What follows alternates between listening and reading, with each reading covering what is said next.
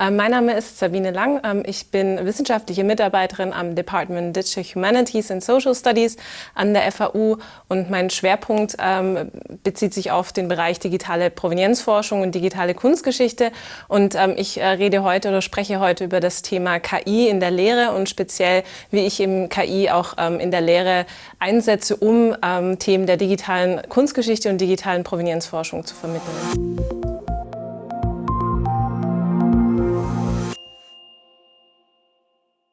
Ganz klar das Erste mit dem Ziel, dass ich den Studierenden vermitteln möchte, wie eigentlich Technologien, wie KI-Technologien funktionieren, also speziell auch Bildgeneratoren, wie werden Bilder generativ erstellt. Und ich wollte da eben auch die Studierenden mit einer Kritikfähigkeit ausstatten, sie auch sensibilisieren im Umgang mit KI. Also was bedeutet es denn eigentlich, dass wir eben diese Technologien haben und dann auch tatsächlich sie einfach mit einem mit einem Skillset ausstatten, das sie auch für den zukünftigen Arbeitsmarkt einsetzen können und sie auch für ArbeitgeberInnen interessant macht.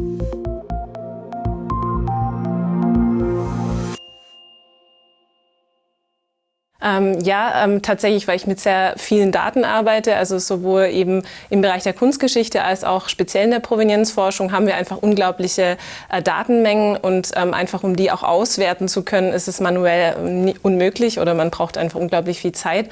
Und da hat sich für mich schon sehr früh einfach herauskristallisiert, dass hier vor allem KI und vor allem, wenn wir im Bereich des maschinellen Lernens sind, dass sich hier einfach ein unglaubliches Potenzial auch vorhanden ist.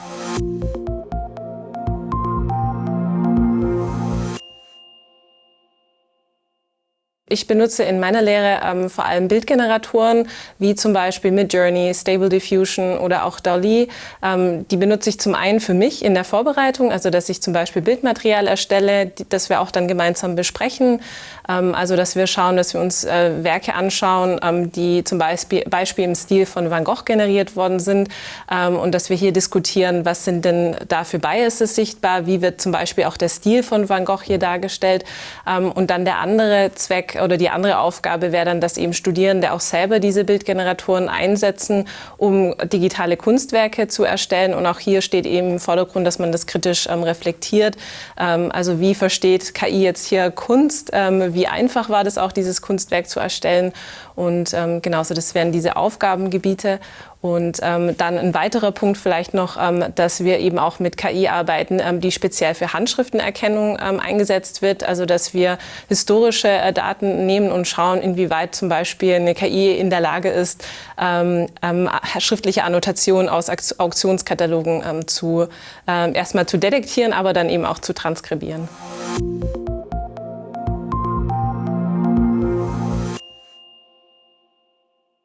Vorteile wirklich erstmal auch in dieser Datenmenge, also auch der Mustererkennung, dass man bestimmte Muster in den Daten erkennt, die vorher irgendwie nicht sichtbar waren.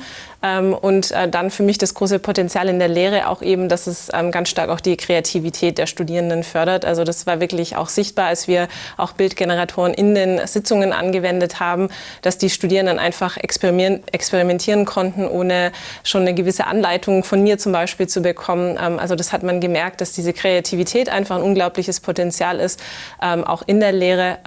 Wo ich Grenzen sehe, ist das speziell für meinen Fachbereich eben auch die Anwendung von ChatGPT, also dass man da eben vor allem, wenn es um Fakten geht, eben diese KI nicht einsetzen kann und eben auch immer wieder reflektieren muss, welche Biases und auch welche bestimmten Diskriminierungen zum Beispiel weitergetragen werden durch KI oder verstärkt werden.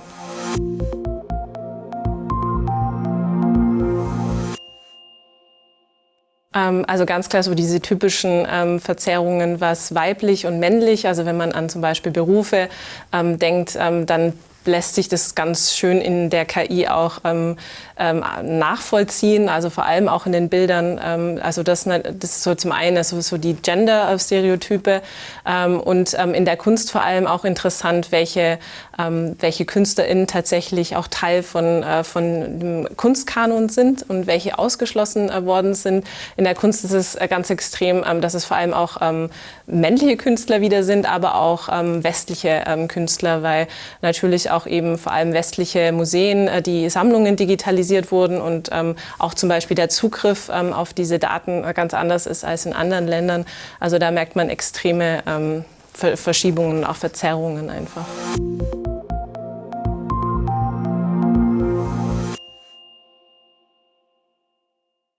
Also das Erste, was mir da in den Sinn kommt, ist tatsächlich einfach die Vorbereitungszeit. Also dass ich auch wirklich den Anspruch habe, die Tools, die KI-Tools, die wir auch in den Seminaren dann verwenden, dass ich die erstmal selber ausprobiere und auch evaluiere, also wirklich die Vorbereitungszeit auch, dann die Zeit auch im Seminar, die man dafür investieren muss, dass man genügend Zeit auch einräumt, damit die Studierenden auch mit diesen Tools arbeiten können und dass man eben auch genügend Zeit hat, die Ergebnisse zu reflektieren und auch die Arbeit, die Prozesse mit der KI. Also das ist, der Zeitfaktor ist extrem, den ich wirklich auch zu Beginn unterschätzt habe. Und ein anderer Punkt auch die technische Ausstattung, die eben auch vorhanden sein muss, meiner Meinung nach. Also dass man wirklich ganz banal einfach WLAN hat, um eben auch diese Tools verwenden zu können oder auch ein Lab, wo die Studierenden experimentieren können. Also das wären so 2 Punkte, die eben die Lehre auch wirklich stark beeinflusst haben und ja.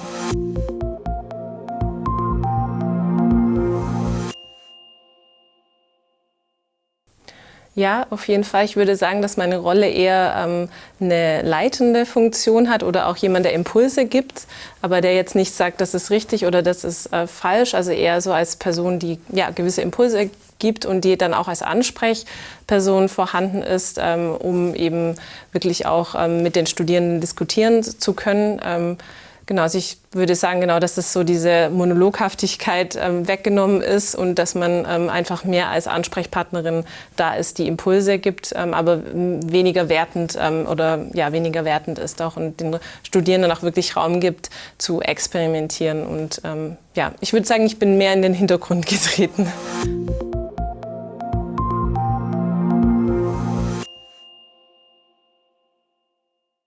Also das war ein wichtiger Punkt, dass man wirklich bei der Einführung der Technologie auch wirklich schaut, wie funktionieren die überhaupt, also dass man wirklich auch den technischen Hintergrund versteht und sich auch eben anschaut, auf welchen Daten diese KI trainiert wurde, zu welchem Zweck sie überhaupt erstellt wurde, wer hat sie erstellt, also dass man genau da einfach auch im Vorfeld sehr viel Raum verwendet, um diese Dinge zu besprechen und dann auch eben bei der Erstellung und auch die Ergebnisse nachher anschaut und reflektiert, was sind da zum Beispiel eben für Diskriminierungen oder Biases zu sehen, auch zum Beispiel welche ethischen Dimensionen oder auch rechtliche Dimensionen haben denn eigentlich, hat diese KI zum Beispiel. Genau, also ich glaube, das ist ein wichtiger Teil, wenn man KI einsetzt, dass man eben die Einführung wirklich ausreichend gestaltet, also auch über die Technologie dahinter spricht und dann eben auch über die Ergebnisse genügend reflektiert.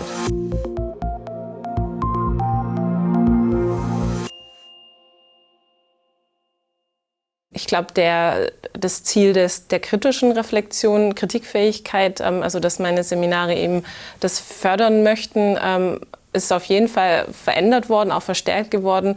Also ein Seminar hat sich eben mit digitaler Kunst beschäftigt und wir haben eben in diesem Seminar Werke erstellt mit Bildgeneratoren und ein Ziel oder ein Lernziel war da eben für mich, dass wir dieses Verhältnis von analoger Kunst und auch eben KI-generierter Kunst betrachtet haben und das eben speziell anhand von diesen Beispielen, die die Studierenden berücksichtigt hatten und dass sich dieses Lernziel halt aufgrund von dieser Verfügbarkeit eigentlich ergeben hat. Also dass man wirklich diese beiden Teile, also analoge und digitale Kunst miteinander vergleichen konnte und da den Studierenden einfach deutlich machen konnte, was sich denn jetzt eigentlich verändert hat. Also wenn wir auf analoge analoge Kunst schauen, wenn wir ein Ölgemälde zum Beispiel haben mit Pinselstrichen, das haptisch wahrnehmbar ist, und dann im Vergleich eben digitale Kunst, speziell KI-Kunst, wo wir eben viele dieser Aspekte nicht mehr haben. Also auch die Frage des Künstlers, der Künstlerin hat hier eine Rolle gespielt. Genau, also das Lernziel eben, dass man verständlich macht, was ist denn jetzt so dieses neue Verhältnis von analoger und digitaler Kunst.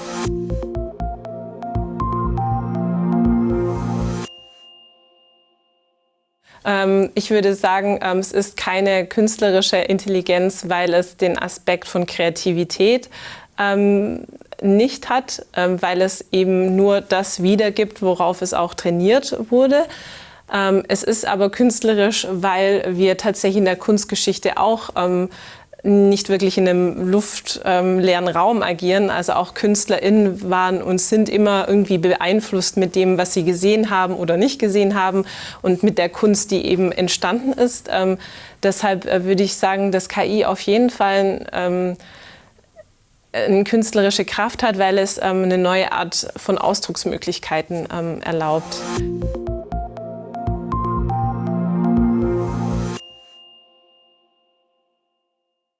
Also auf jeden Fall würde ich sagen, dass es wichtig ist, einfach Bilder zu hinterfragen. Das ist, denke ich, jetzt nicht nur im Kunstbereich wichtig, sondern auch, wenn man allgemein auch Medien anschaut, dass man eben so schaut, ist es echt, ist es nicht echt? Also dass man Bilder wirklich hinterfragt und auch immer schaut, welche Intention die Bilder haben, wer hat sie geschaffen und zu welchem Zweck. Und genau, also das ist auf jeden Fall eine wichtige Fähigkeit, auch die Studierenden mitbekommen. Und dass sie eben auch lernen, vielleicht durch die Seminare auch an der Universität, dass man schaut, inwieweit vielleicht diese KI-Kunst auch neue Arten der Repräsentation benötigen. Also wenn wir hier ins Digitale schauen, dass wir auch Möglichkeiten haben wie digitale Museen, dass wir hier neue Arten von Inklusion schaffen können, dass wir mehr Leute eben ansprechen können durch diese Fähigkeiten.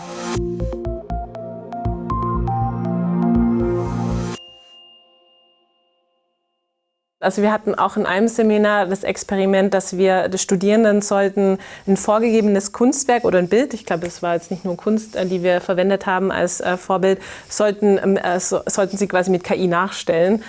Und da war es dann natürlich auch wichtig, den richtigen Prompt zu finden, also die richtige Bildbeschreibung zu finden und zu erstellen. Und genau, da war von vielen, glaube ich, so ein bisschen die Frustration, dass nicht das rausgekommen ist, was sie wollten, weil auch sehr auffällig war, dass gerade so räumliche Beziehungen, also wenn man dann beschreibt, das Dreieck ist rechts von dem Viereck oder der Mensch ist vor dem Haus, dass das tatsächlich sehr schwer umsetzbar ist. Also gerade so räumliche Beschreibungen auch, genau, war extrem schlecht auch.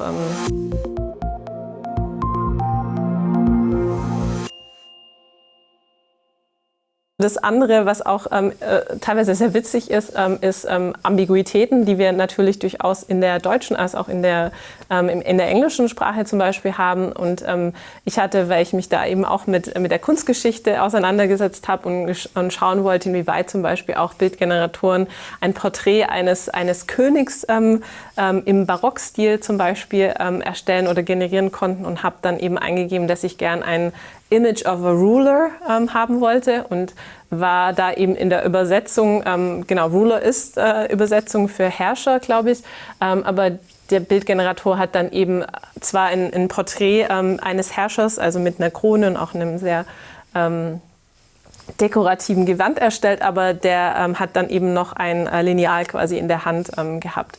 Es ist, merkt man, es ist tatsächlich aber unterschiedlich von Bildgenerator zu Bildgenerator, ob man auch ganz kurze Sätze nehmen soll, die irgendwie mit Kommata dann auch aneinandergereiht werden oder aber wirklich lange Beschreibungen.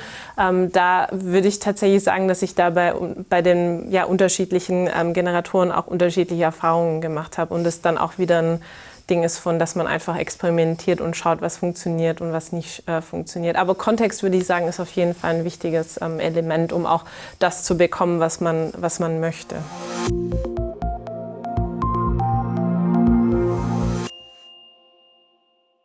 Der erste Punkt ist wirklich die Kreativität, also dass die Studierenden wirklich Lust hatten, da auch kreativ sich auszuprobieren. Am Anfang waren viele sehr verhalten und dieses freie Arbeiten war doch was viele nicht gewohnt waren. Aber da hat man eine Veränderung gesehen, dass sie einfach im Laufe der Zeit sehr viel offener auch waren und sehr viel kreativer auch waren. Was auch schön ist, weil der Einsatz auch von den KI-Tools für mich zumeist auch in Gruppen stattgefunden hat. Also dass der Austausch auch innerhalb einer Gruppe in den Seminaren auch dazu geführt hat, dass die Studierenden auch einen sehr viel engeren Bezug oder ein sehr viel engeres Verhältnis auch zueinander entwickelt hat. Das war sehr schön zu sehen.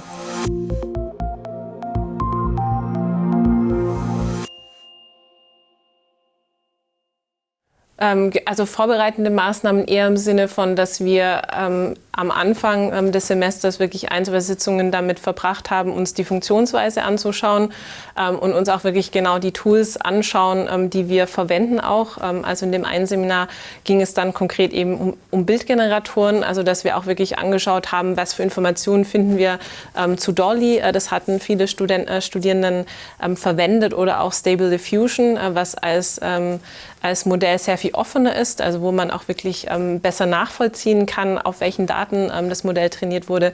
Also das war so die Herangehensweise, dass man das gemeinsam eben anschaut, wie funktioniert das Ganze.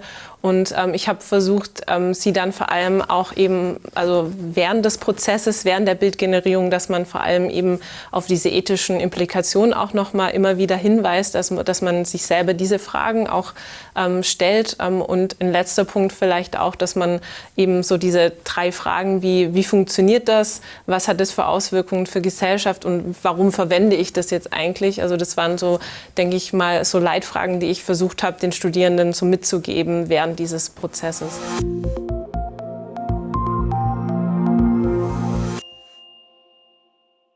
Das wäre auf jeden Fall erstmal auch so eine Lizenzfrage.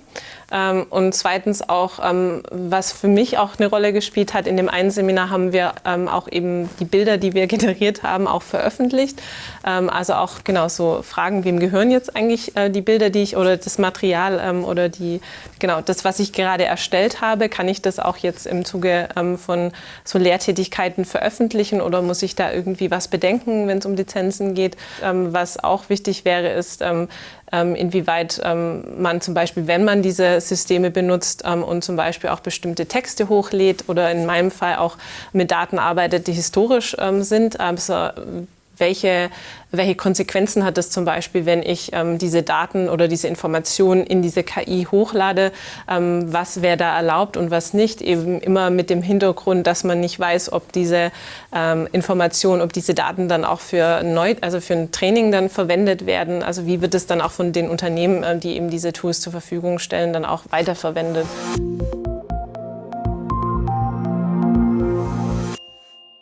Was negativ eher ist tatsächlich die Dynamik, also die technischen in dem die technischen Entwicklungen stattfinden. Also dass es wirklich schwer ist, auch mit dem aktuellen Stand mitzuhalten und da auch wirklich immer up-to-date zu sein.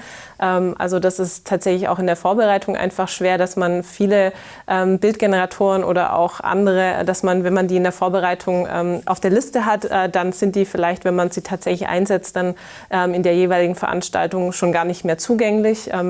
Oder brauchen irgendwelche Konten, die Studierenden dann wieder anmelden oder erstellen müssen.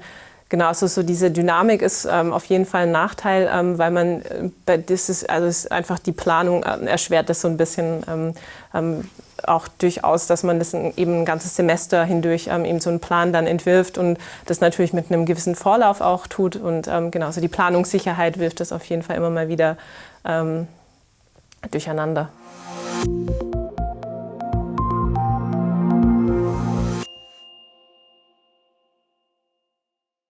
Genau, also den ersten Tipp würde ich sagen, dass sie sich ExpertInnen einladen sollen, eben aus der Informatik, Personen, die sich mit KI auskennen, die die Technologie gut erklären können, eben um in den einführenden oder in den ersten Sitzungen wirklich einen guten Einblick geben können in die Funktionsweise. Also das wäre der erste Tipp, also wirklich auch nicht vor interdisziplinärer Zusammenarbeit hier scheuen, sondern wirklich ExpertInnen auch aus dem Fachbereich einzuladen.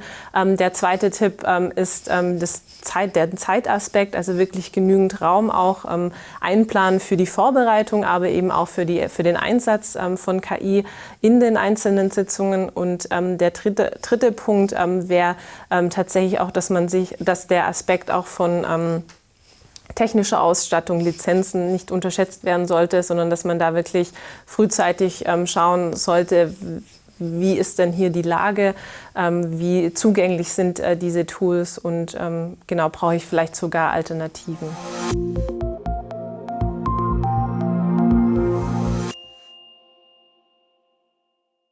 Also zukünftig möchte ich gerne nochmal tatsächlich den anderen Weg gehen. Also ich hatte ein Seminar ja, in dem ich Bildgeneratoren eingesetzt habe, um eben digitale Kunst zu präsentieren. Und da wäre für mich jetzt tatsächlich interessant, quasi den anderen Schritt, die andere Richtung zu gehen. Also zu schauen, wie bringe ich denn eigentlich diese KI-Kunst mehr in die reelle Welt? Also genau, das wäre die eine Einsatzmöglichkeit, die quasi wieder den Schritt in die analoge Welt geht. Und das andere wäre für mich im Moment, habe ich ein studentisches Projekt auch betreut und das ist auch weiterhin ausgeschrieben, wo man schaut, inwieweit man zum Beispiel weg von den Bildgeneratoren und Textgeneratoren geht und zum Voice Cloning, also indem man quasi schaut, wie ist da eigentlich im Moment der Stand, also wie gut funktionieren, genau, also Voice Cloning, dass man eben die eigene Stimme klont und genau, also inwieweit kann man da zum Beispiel Tools einsetzen, um zum Beispiel Podcasts zu produzieren oder andere Formate und das wären auf jeden Fall zwei spannende Bereiche, also dass man sich damit auch nochmal einmal mit diesem Übergang in die reale Welt, aber auch mit dem Aspekt von Voice Cloning nochmal beschäftigt.